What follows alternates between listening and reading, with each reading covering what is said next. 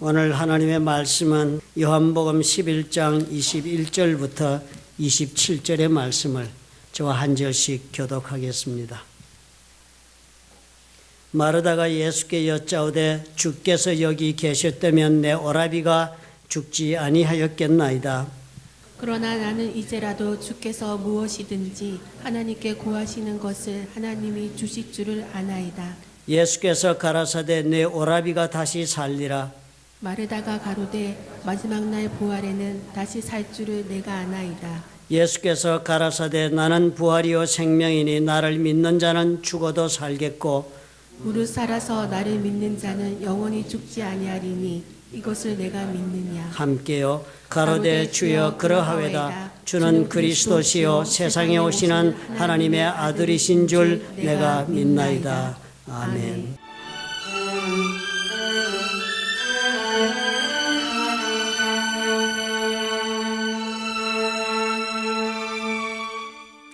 믿음의 힘에 대하여 우리는 들어온 바가 대단히 많습니다.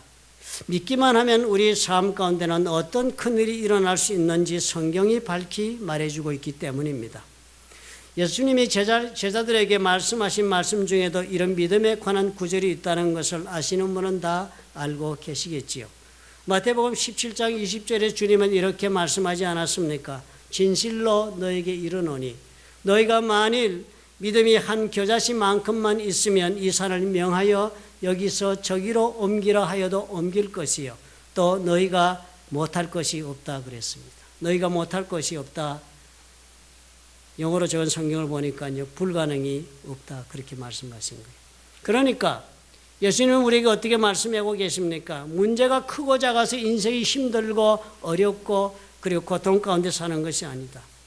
모든 것이 다 해결하기도 가능하기도 하고 불가능하기도 한 것이 아니라 믿음이 있느냐 없느냐에 따른 것이 그것이 인생의 문제지 문제가 크고 작고 한 것이 문제가 아니다 하십니다. 그러니까 우리는 어떻게 당연히 생각을 합니까? 참으로 내가 해결을 못 보고 지금 인생에 이 짐을 지고 살고 고뇌 가운데 있는 것은 내 믿음이 없어서 문제구나. 우리는 이런 생각 속에 쉽게 사로잡힙니다. 그리고 늘 자신을 신앙 가운데 채찍질하지요. 열심히 예수 믿으려고 하는 사람들이라면 내가 믿음이 있어야지. 믿음이 있으면 다 되는데 믿어야지. 우리는 그러면서 심각한 고민을 계속을 합니다. 그러면서 남들을 바라면 다 남들은 믿음이 좋아서 다 살아가고 있는 것 같은데 나만 왜 이러고 있나 하는 생각이 들어요. 그게 다 믿음이 없어서 그렇다는 말을 또 듣기도 되니까요. 그 자리에서 우리는 다 신앙의 벽에 멈춰 서고 마는 것입니다. 믿음이 커서 잘된 이야기가 성경에 가득 차 있기 때문입니다. 우리는 그것을 읽고 용기를 얻기보다는 그것을 읽고 좌절과 실망에 빠질 때가 더 많습니다. 참으로 우리 주님 앞에 나온 믿음의 얘기들을 볼 때마다 우리는 얼마나 내 자신이 작아지는가를 발견하는 것이 얼마나 쉬운 경우가 되었습니까? 수로보니의 여인의 이야기는 어땠습니까? 예수께서 참으로 자존심을 상하게 모욕까지 주면서도 거부하자 그런 주님께 달려나와서 주여 올소이다마는 개들도 주의 상에서 떨어지는 부스러기를 먹나이다 라고 매달리는 그 믿음을 보시고 주님 뭐라고 그랬습니까? 여자야 내 믿음이 크도다 내 소원대로 되리라. 믿음이 커서 인생을 해결 보았다 하는 것입니다. 도저히 안 되겠다 싶을 정도로 거부당한 사람이라 할지라도 믿음이 크다 하는 것 때문에 인생의 해결을 보았다 하는 것이 성경의 이야기가 아닙니까? 이런 믿음이 있어야겠다. 이 생각하지 않고 교회를 다니는 사람이 과연 얼마나 되겠습니까? 예수를 믿는다면 이런 믿음을 갖고 싶어서 얼마나 우리가 몸부림치고 또 하나님 앞에 매달리기도 합니까? 일단 내가 예수를 믿고 살아야지 결정을 한 사람이라 할지라도 그 다음에 금방 그러라 이 문제에 부딪히고 마는 것입니다. 그리고선 어떻게 돼요? 오도 가도 못하고 막힌 담벼락 앞에 선 사람처럼 신앙이 그렇게 멈추고 마는 것입니다. 그게 바로 우리가 실험하고 있는 믿음이란 것의 현주소가 되어 있습니다. 오늘 읽은 성경에서도 예수님 마르다에게 말을 했지요. 주께서 여기 계셨더라면 내 오라비가 죽지 아니하였겠나이다. 사실 나사로가 병들어 죽었는데 하는 말이 이런 것입니다. 예수님이 만약에 내 오빠 라사로가 병들어 죽어가고 있을 때 이곳에 계셨더라면 능히 예수님이 살려주실 수 있었을 텐데 하는 그런 말이니까요. 마르다 사실 이 신앙 고백만 해도 대단한 믿음을 가진 여자입니다. 그런 마르다를 두고 예수님 뭐라고 대답을 하셨습니까? 나는 부활이고 생명이니 나를 믿는 자는 죽어도 살겠다. 죽어도 살겠다. 죽은 사람이라 할지라도 나를 믿으면 산다라고 주님이 말씀하시면서 마르다에게 대뜸 정면으로 질문을 했습니다. 네가 믿느냐? 죽어도 산다는 것을 네가 믿느냐? 그랬더니 마르다가 대답을 하는데요. 기막힌 대답을 합니다. 주여 그러하외다. 주는 그리스도시요 세상에 오시는 하나님의 아들이신 줄을 내가 믿나이다. 엄청난 신앙 고백을 합니다. 예수님이 안 계셔서 나사로가 죽었는데 이제 죽었으니까 일은 다 끝났다는 절망감 속에 있었지만 그런 마르다에게 예수께서 네가 믿느냐? 그러자 이 엄청난 신앙의 고백을 하고 그리고 마르다는 오빠 나사로가 살아나는 것을 목격하게 됩니다. 엄청난 신앙 고백이 엄청난 역사를 불러오고 그리고 이 신앙 고백이 마르다의 고백뿐만이 또 아니었던 것을 성경은 우리에게 보여줍니다. 베드로가 그랬잖아요. 가이사랴 빌립보에서 주님께 대답하기를 주는 그리스도시요 살아계신 하나님의 아들이시라고 고백하죠. 주님이 얼마나 기뻐했습니까? 예수께서 대답하면서 말씀하시기를 바요나 시몬아 요나의 아들 시몬아 네가 복이 있다. 이를 내게 알게 하니는 혈육이 아니요 하늘에 계신 내 아버지다. 하나님이 너에게 이런 고백을 할 수 있도록 해주었다. 그래서 예수님 뭐라 그랬습니까? 또 내가 내게 이르노니 너는 베드로라. 이 반석 위에 내 교회를 세우리라.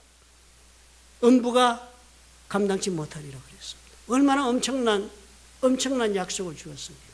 놀라운 신앙의 고백 위에 놀라운 하나님의 역사가 온 것을 우리가 보는 것입니다. 참 우리의 소원이 뭐겠어요? 우리 신앙에 대한 믿음 또 그리고 하나님에 대한 그리스도에 대한 고백이 이 자리까지 갈 수 있어야 하는 데가 우리의 소원이 되는 것입니다. 참으로 예수를 믿었다면 신앙이 여기까지는 가야지. 마르다 또 베드로 이 사람들 사는 것은 다 믿음에서 완전하지는 못한 인생을 살았는지는 몰라도 이 사람들에게서 우리가 발견할 수 있는 것은 예수께서 인정하는 믿음, 기뻐하시는 고백이 있는 믿음이었다는 것 아닙니까? 우리가 이 자리까지 어떻게 하면 갈 수 있을까? 신앙의 숙제지요. 어떻게 이 믿음을 우리는 소유할 수 있을까? 우리가 끊임없이 자신에게 되묻는 질문이 되고 있는 것입니다. 그러기 위해서는 우리가 이 믿음을 얻기 위해서는 우리가 첫 번째로 반드시 믿어야 시작될 수 있는 믿음의 기초 단계가 있습니다. 구약에 나타난 하나님에 대한 믿음이 있어야 합니다.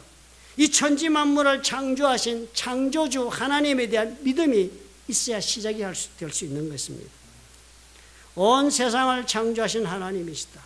그리고 그 하나님은 온 세상을 창조하실 뿐만 아니라 본인이 창조하신 이 모든 피조물들을 오늘도 붙잡고 운행하고 계시다 하는 믿음이 우리 신앙의 출발점이 되어야 합니다.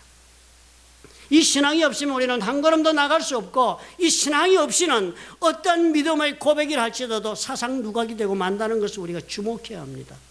동일한 설명을 로마서에서 우리에게 도전합니다. 이는 하나님을 알만한 것이 저희 속에 보인다. 하나님 알만한 것이 저희 속에 그저 간단 명료하게 드러나 있다. 하나님께서 이를 평이하게 저에게 보이셨다.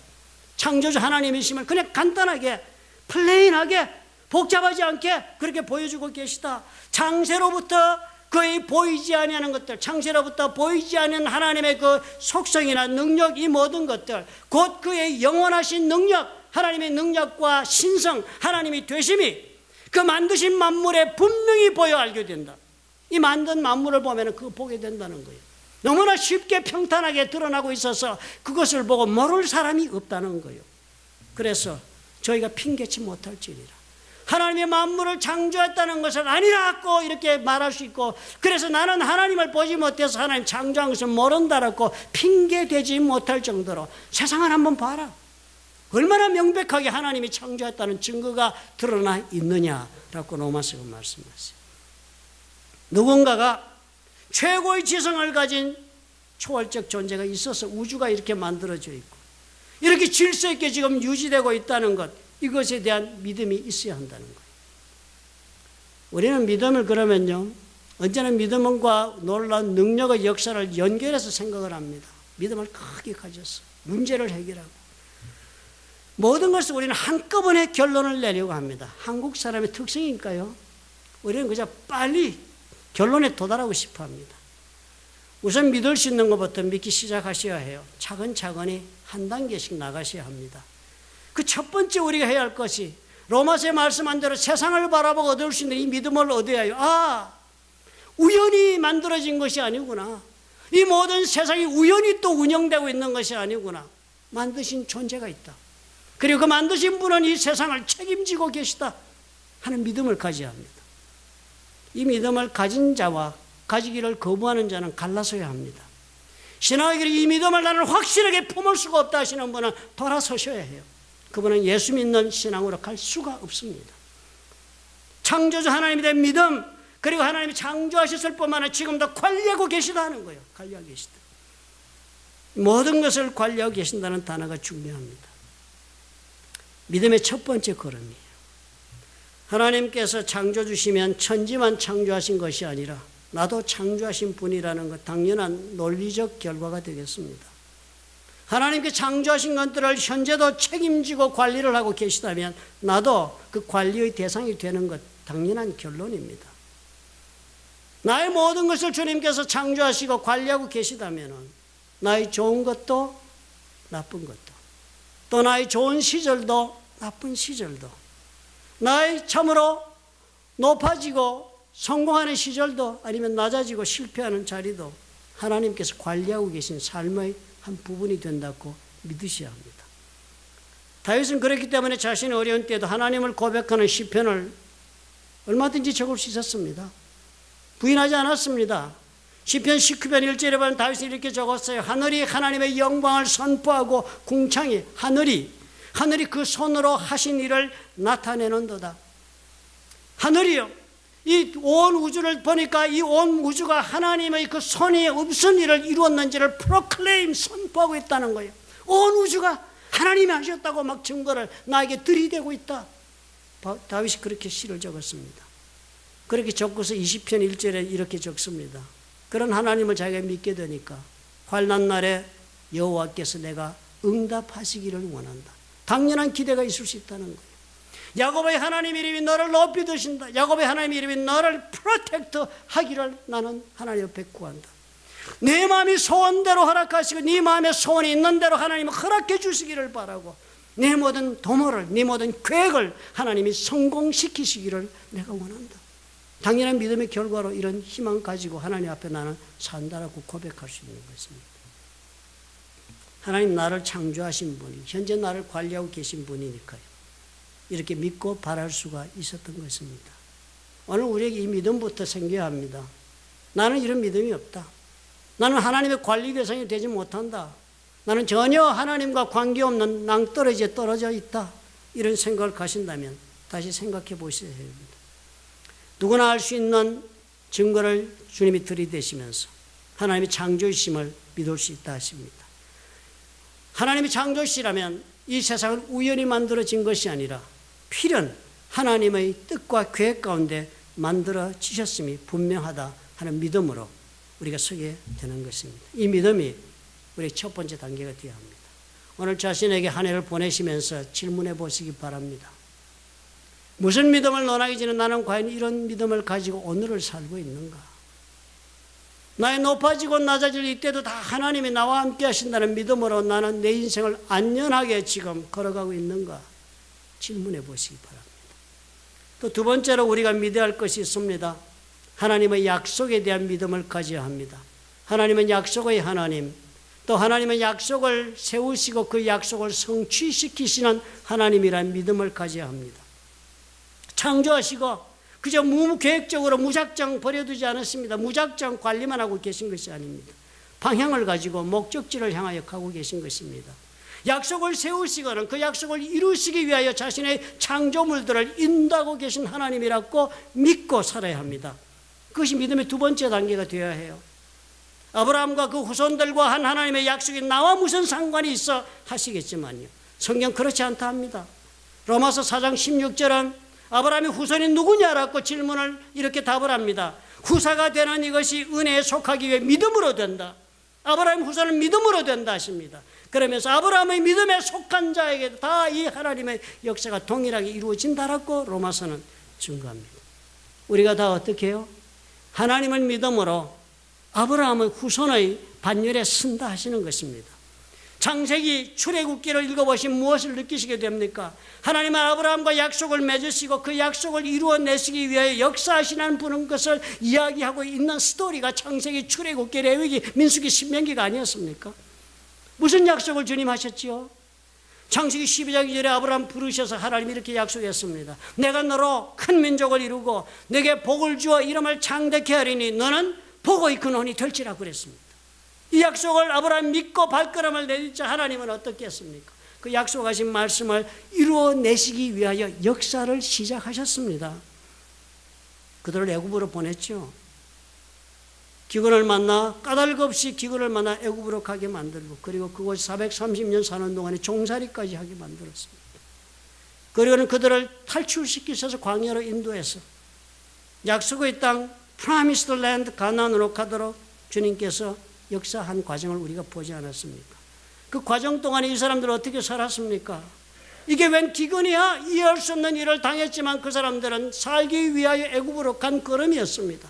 그러나 그것은 무엇이었습니까? 하나님의 약속을 이루기 위한 인도였습니다. 왜 우리는 이렇게 아들을 빼앗기고 부모를 상실하며 살아야 해라고 질문하는 그들에게 사실 그 고통의 순간들이 무엇이었습니까? 하나님의 약속을 성취하시기 위해 저들을 인도하는 과정이었습니다.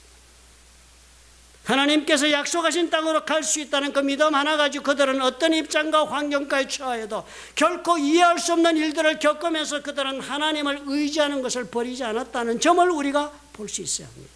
우리가 이것을 주목해야지요.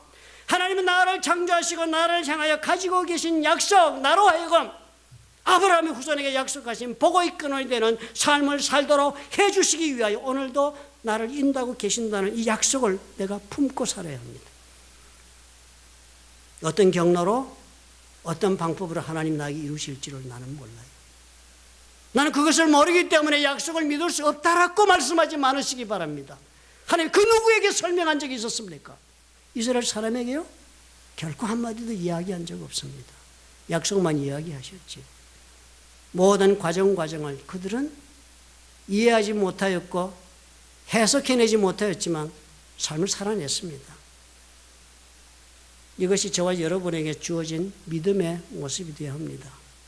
내 삶 속에서 내가 걸어가는 이 모든 과정이 내가 먹고 살기 위해 전혀 생각하지 못했던 곳으로 내가 가게 되었다 할지라도 내가 전혀 원하지 않는 사람과 내가 동행하게 되었다 할지라도 내가 전혀 원하지 않는 상처를 받고 살 수밖에 없는 입장이 되었다 할지라도 체념하지 하는 대신 우리는 한 가지를 생각해야 합니다.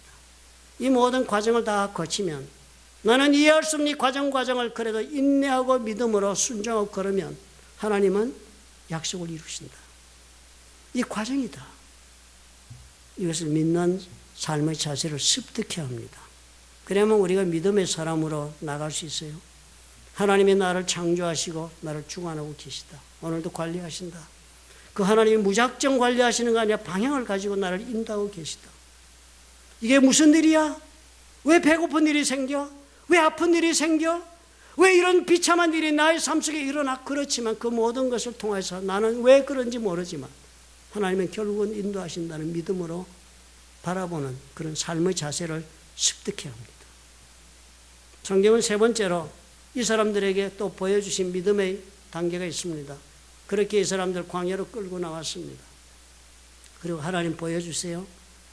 이 사람들에게 죄를 사하시는 하나님을 믿어라 하는 것을 가르쳐 줍니다. 죄를 사하시는 하나님은 하나님만의 방법으로 사하신다는 것을 저들에게 알려주십니다. 죄를 짓는다는 것은 하나님에 대하여 죄를 지은 것이니까 용서를 받으려면 하나님에게 용서받아야 하니까 용서해 줄 자가 원하는 방법대로 내가 용서를 구해야지요. 하나님께서 그렇게 이 사람들을 광야로 불러내셔서 죄를 사하신다는 것을 가르쳐 주기 위해서 피를 뿌리는 제사를 명령하십니다. 피를 뿌리는 제사. 이것을 통해서 너희들이 용서받는다라고 모세를 통해 알려주십니다. 출애굽기 24장 6절부터 7절에는 이렇게 적어놓은 것을 알 수 있어요. 모세가 피를 취해 짐승을 죽이고 피를 받아서 반은 여러 양푼에 담고 반은 단에 뿌리고 제사 지내는 것입니다. 제단에 뿌리고 그렇게 뿌리면서 언약서를 가져 백성에게 낭독하여 들렸다. 언약서 모세에게 하나님께서 십계명을 통하여 그리고 그 모든 이렇게 살아라 이렇게 하나님 말씀을 따라 살아 주신 그 모든 말씀이 약속을 이루기 위하여 주신 말씀들이니까 그것을 이 사람들은 언약서라고 불렀습니다. 그 언약서 하나님이 주신 말씀 그 율법서를 가져다 백성에게 낭독하여 들렸다. 모세가 읽게 해서 사람 다 들었습니다. 그랬더니 그 사람들이 그 말을 다 듣고서는 이렇게 말했어요. 여호와의 모든 말씀을 우리가 준행하리이다. 피를 뿌리고, 그래서 이 피가 우리의 죄값이라고 말씀한 대로 우리가 그것을 믿고 제사를 지내면서 우리가 이제는 말씀대로 살겠습니다. 이제까지 말씀대로 살지 못한 이 피로 용서하시고 우리가 또 살도록 힘을 주옵소서, 도와주옵소서, 이렇게 했다는 거예요. 그런 사람들이요, 언제나 그렇지 않았습니까? 사람들이 언제나 하나님의 말씀을 따라 살아야지 출발했지요. 그렇지만 그 과정 동안에, 그 과정을 걸어오면서 그들은 자신이 능력이 모자라서도 그렇고 또 자신의 유혹을 받아서도 그렇고 부지불식간에 하나님이 정하신 그 방법대로 살지 못하고 범죄하는 일에 빠진 것입니다. 주님이 약속하신 거예요. 하나님이 비록 그러하다 할지라도, 비록 네가 실패하고 비록 네가 범죄하고 비록 네가 내 뜻 가운데 서지 못한 적이 있었다 할지라도 나는 그것을 용서하는 하나님이다. 그것을 믿어야 한다라고 주님이 가르쳐 주셨습니다. 그 믿음의 방법이 피의 제사다.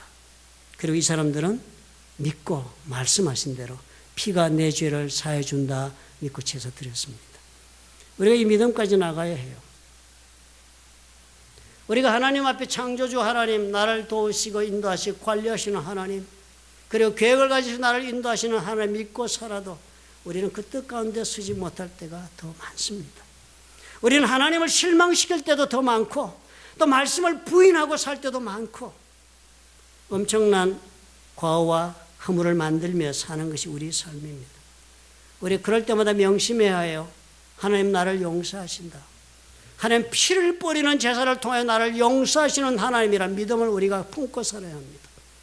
나는 하나님에게 용서받을 수 있을 뿐만 아니라 그 용서받은 사랑으로 나는 산다는 믿음으로 설 수 있어야만 하나님 믿음으로 나갈 수 있습니다.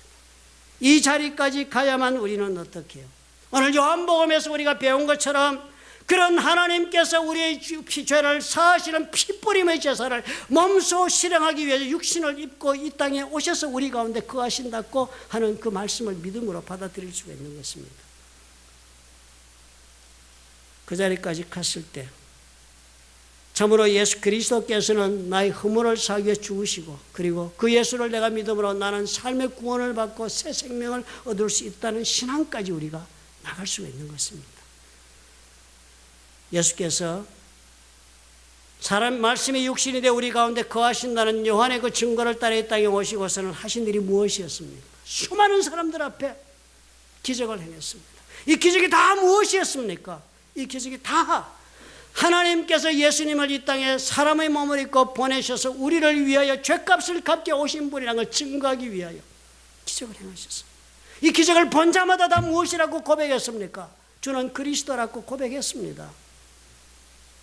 오늘 우리에게 이 믿음의 자리까지 나아가기 위해서는 우리는 말씀의 육신이 되어 우리 가운데 거하시는 예수님을 믿음으로 받아들일 수 있는 기초가 있어야 합니다. 창조주 하나님, 약속으로 나를 인도하시는 하나님, 나의 모든 허물을 피로 다 용서하기를 작정하신 하나님에 대한 믿음이 있어야 예수님을 나의 삶의 구주로 나를 용서하기 위하여 스스로 십자가에 돌아가신 예수님을 받아들일 수가 있습니다. 어떤 과정을 거쳐서 내 인생을 인도하시는지 나는 해석할 수 없고 이해할 수 없다 할지라도 우리가 이 믿음까지 오기 위하여 우리가 이 믿음의 단계를 거쳐 하나님 앞에 예수 그리스도를 나의 삶의 구주라 시인하고 그런 예수님과 더불어 나의 삶 가운데 함께 하시는 예수님과 더불어 내가 살아간다는 신앙 고백이 있을 때 그때서야 믿음의 역사를 본다 하시는 것입니다. 오늘 이 마르다의 삶과 그리고 베드로의 인생을 우리가 경험하면서 참 믿음이란 것이 무엇일까 바라보니까 어때요? 저 사람들이 믿음을 소유하여서 그 믿음으로 능력을 행하는 그런 믿음을 말하고 있는 것이 아니라 믿음으로 오늘의 삶을 살아가는 것을 뜻합니다. 믿음이란 이렇게 살아가는 거네요. 믿음이란 예수님과 함께 동행하면서 하루하루를 이해할 수 있든 없든 삶을 충실하게 담대하게 그리고 또 기쁨으로 살아가는 것이 그게 믿음이네요. 그러니까 믿음은 소유물이 아니네요. 명사가 아니네요. 믿음은 이렇게 살아가는 동작, 동사네요. 요한복음에서는 한 번도 믿음이란 명사를 쓰지 않았습니다. 모든 믿음이라는 단어가 요한복음에서 동사예요. 이렇게 살아가는 거예요. 하나님을 믿고 예수님을 믿고 오늘 내가 어떤 입장과 환경 가운데 처하고 이해할 수 없는 인생의 길에 갈지라도 용기를 가지고 살아가는 거예요. 하나님이 역사하셔서 나를 인도하시는 믿음 가운데 용기를 가지고 사는 거예요. 그것이 믿음으로 사는 사람의 모습인 거예요. 그러니까 주님이 겨자씨 말씀하신 것입니다. 위대한 믿음, 큰 믿음이라고 칭찬도 하고 적은 믿음에 야단도 치시면서 결국은 겨자씨만한 믿음이면 된다고 그랬어요. 왜요? 겨자씨는 살아있는 씨앗이니까요. 살아있는 신앙이라는 거예요. 직접 이렇게 믿고 오늘 삶 가운데 의지하고 동행하며 살아가는 그것이 살아있는 믿음이다. 그 생명이 있는 그런 신앙의 길이라는 것은 다른 것이 아니라 현실 가운데서도 어렵고 힘들고 난해하고 받아들이기 어려운 그런 사건을 당하고 그렇다 할지라도 모든 것에서 초연하게 주님을 붙잡고 함께 걸어가고자 하는 사람이면 된다는 거예요. 주께서 그런 믿음을 요구하고 계신다는 것을 여러분 오늘 기억하십시다. 히브리서 11장 1절에 보면 참으로 희한하게도 성경 어디에도 없는 믿음에 대한 정의를 내려놓았습니다. 믿음은 한마디로 정의 내리고 어렵잖아요. 창조주 하나님을 믿어야 하고 약속을 가진 하나님을 믿어야 하고 또 피로 제사를 드려 우리를 용서하시는 하나님 믿어야 하고 믿을 것이 보통 여러 가지가 아니고 어느 것은 믿음이 뭐냐 한마디로 말할 수 없는데 히브리서는 11장 1절에 한마디로 정의를 내려놓았습니다. 믿음은 바라는 것들의 실상이요 보이지 않는 것들의 증거다. 사실 이렇게 보니까 믿음은 뭐 해석이 여러 가지로 많은 분들이 뭐 해석을 많이 하지만요. 오늘 가만히 살펴보면요. 이 10장 35절의 믿음에 대한 이야기의 결론으로 적은 것입니다. 믿음은 이런 결론을 가지고 온다라고 말씀하고 있는 거예요. 믿음이란 것은 우리가 바라고 소망하던 것들이 현실적으로 tangible reality, 실제적으로 우리가 느낄 수 있는 것으로 나타나게 해주는 것이다. 믿음은 우리가 보지 못하고 그리고 기대만 하고 있는 것들이 실제로 우리 눈앞에 드러나서 그 모습을 보여주는 것, 그것이 믿음이다. 믿음이 있으면 이런 결과를 우리 삶 속에 보게 된다 라고 히브리서가 설명해 주고 있는 것입니다. 오늘 주님 앞에 우리가 한 해를 돌아보고 다시 마음을 새롭게 합시다. 나는 무엇을 어떻게 믿고 살아왔던가? 하나님이 나를 창조하시고 약속의 길을 따라 나를 인도하신다는 믿음을 다시 한번 새롭게 하시기 바랍니다. 오늘 어떤 길을 걸어왔어도 내가 하나님의 뜻 가운데 걸어가지 못한 많은 것들이 있었더라면 그 후회 가운데서 하나님은 나를 용서하시기를 원하신다는 것을 믿으시기 바랍니다. 용서하시고 새롭게 세우시기를 원하시기를 하나님은 지금도 부르고 계신다는 것을 기억하시기 바랍니다. 그리고 주님 말씀하세요. 생명력 있게 믿음을 가지라. 생명력 있게 나와 함께 동행하는 삶을 살도록 해라. 그것이 바로 겨자씨 신앙이다. 그렇게 살면 너에게 능치 못할 일이 없을 것이다. 산이라도 옮기지 못하겠느냐? 예수께서 말씀해 주고 계신 것입니다. 믿으시면 아멘 하시기 바랍니다. 기도하겠습니다.